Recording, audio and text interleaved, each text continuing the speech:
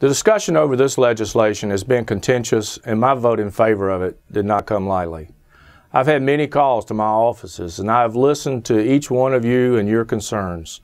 Many have expressed their unhappiness over the cost of this legislation, and I joined them in that frustration over spending $58 billion on unemployment extension without having it paid for. However, the claims that this legislation costs $900 billion are simply inaccurate.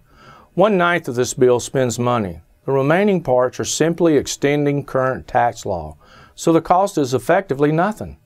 And make no mistake about it, had this bill not passed, income taxes would have increased, payroll taxes would have increased, the alternative minimum tax would have increased, and the estate tax would be at 55% on estates over $1 million instead of 35% on estates over $5 million.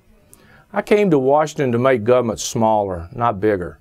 And voting against this bill would only give the government more of your money to spend.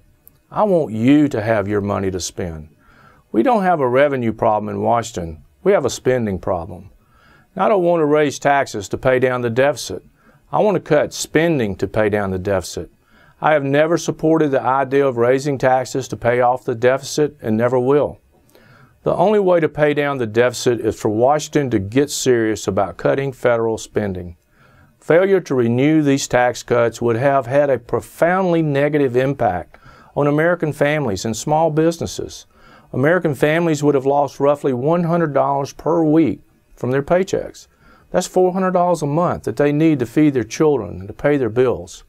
It is irresponsible to raise their taxes in an effort to supplement fat cats in Washington who can't stop signing rubber checks.